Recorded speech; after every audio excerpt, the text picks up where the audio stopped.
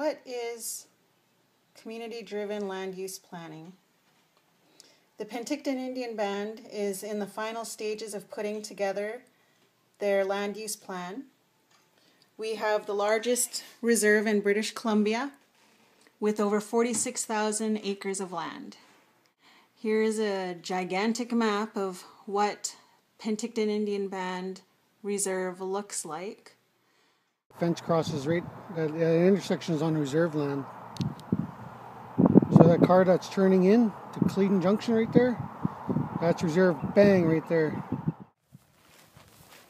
You don't see antelope brush that high. I mean, look at, I'm standing here. And it's high. That's amazing. You can see there's a deer bed right here.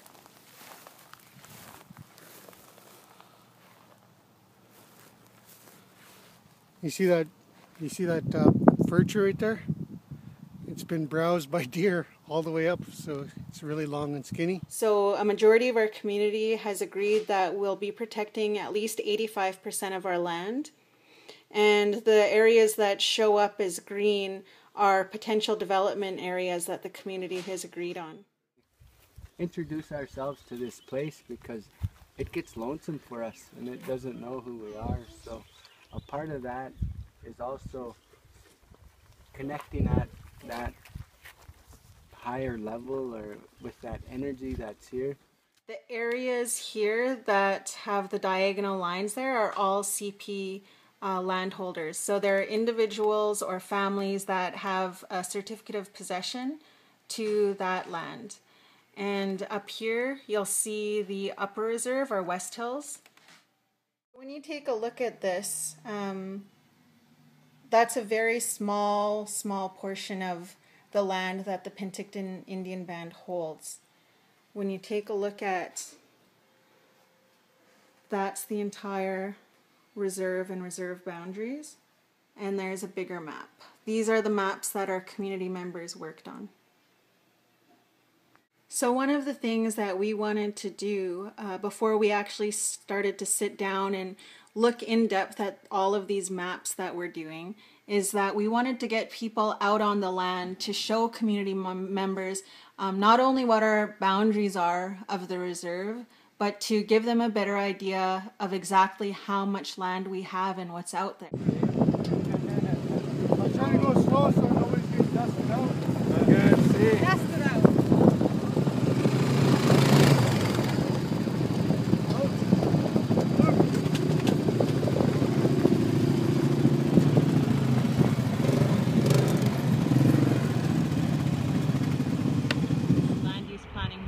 What do you think of when you hear that?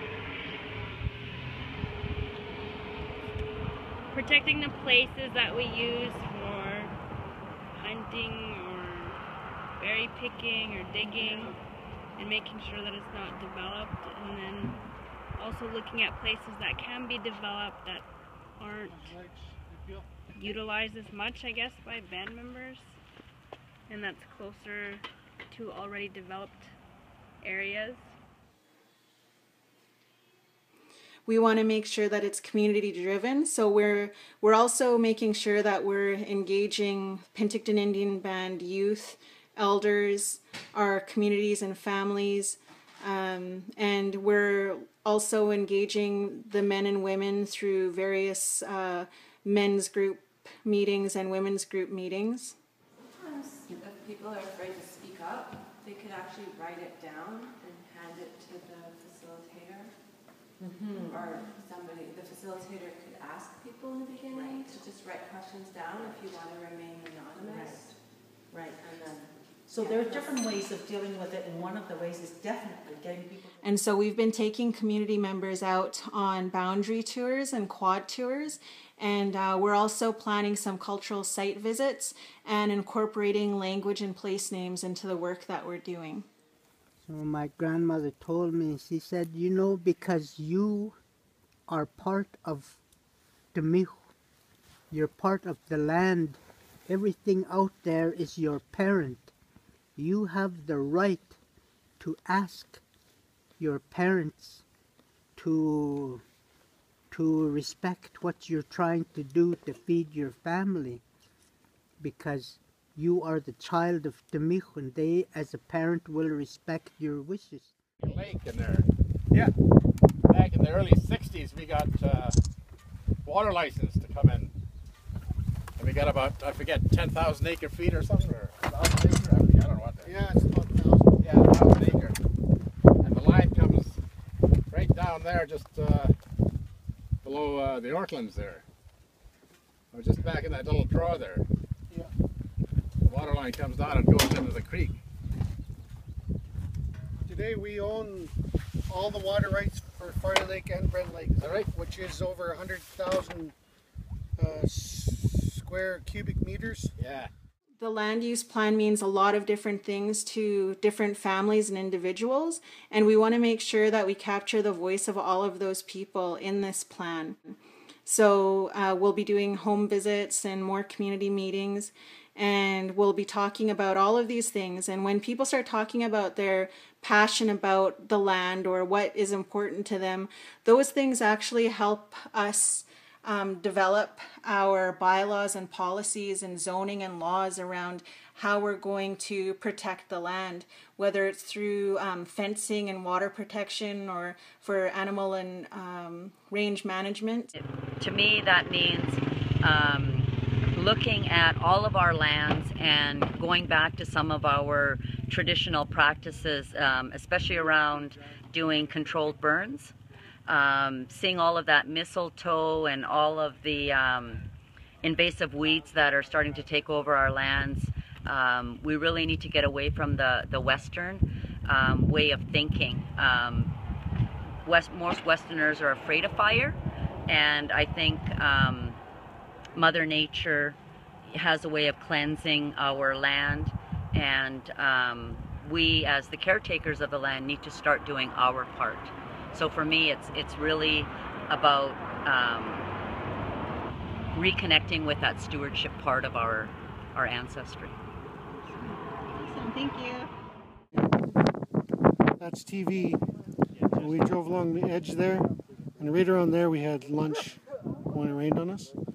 And then the other mountain that's just right there is Little Pine. And then behind Little Pine is Falder. That's where our reserve boundary ends. And all of these things go into land codes and constitutions, and they'll also help us develop a lot of other things that actually moves toward having First Nations land management. That's something that our community is looking at. I think the land use plan, it's about designing our community in a way that that it makes sense for people to be healthy in all ways, that that people can walk, that people can access their food, and and also that you can get out to those areas where it makes you feel good, because it is so nice and it is so living. And one of the things that I thought about coming down, because we do have the development where over 20-30 years, whatever that plan is, that we have 500 homes go into the Skaha Hills area, because it's so beautiful above there.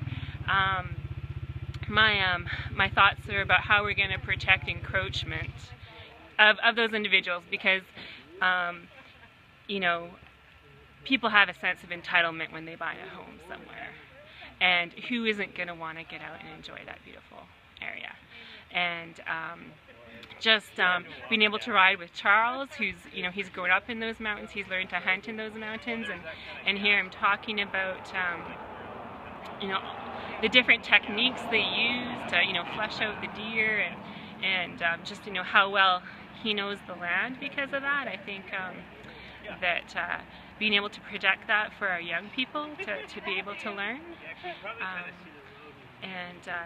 that's going to be an important thing. We're going to have that competition from the others who want to also enjoy that area, but we need to really protect that for our young ones for a variety of reasons, including all those cultural teachings? I spend a lot of time out in the outdoors, you know, just as much as anyone else, if not more. And I mean, for me, there is a lot more land up there, and I mean the land that they are using, as far as I'm concerned, there is a lot of lizard and scorpion and stuff like that. But for me, in the deer species and stuff like that, it's practically, you know, wasteland as far as I'm concerned. And I looked for rattlesnakes over there, and you know where they're building, you know, for me there's nothing there anyway, so there's nothing wrong with building something, you know, that gives back to the city and, you know, creates jobs, opportunity for our youth and stuff like that. So, you know, and for that type of stuff, I mean, you know, the way I look at it, you know, use the land, give opportunity, give guys like myself and a couple of my buddies, you know, who, you know, don't have opportunities like everybody else. You know, we live off the land. I made my own business and stuff like that just to survive out here. And if I didn't, you know, shoot wild game and stuff like that, you know, it'd be a little bit tough. So I'm thankful for those things. But as far as when it comes to the land, I mean, there's a lot of it out there. I mean, I believe that a lot of bands should, even if they do have land out there, sell it and go buy it somewhere, buy land somewhere where it actually could be, you know, nice houses, nice place, you know, and that type of stuff. So, you know, as far as, I mean, the land that they're using, it's already toast. Horses destroyed it anyway, and I've been, I'll go up there and walk. I've hunted every trail, I know every road on this in my whole life, so believe me, I know this area very well, and there's nothing wrong with putting, you know, doing development on certain parts, because number one, you know, it gives a job, and not only that, it's not really hurting anything. And there's so much more else out there. And I think that the community members and the band, you know, I'm not saying I'm not totally for destruction or anything like that, but if it's already wasteland, I mean, there's some people who talk and say, oh, well, you know, we shouldn't be doing this and that. Well, they've even been there, you know, so that's why this kind of tours, that people are actually getting out there and interacting with each other. You know, we're not in the band office, or we're not, you know, meeting for a funeral. We're out there doing something a little different and getting out there and doing positive things, and, you know, and learning about the land. I believe that we should get counselors and more people who, you know, from Elaine Center and stuff like that, and, you know, let go of the egos and all that stuff and have some good time and be proud to be PIB.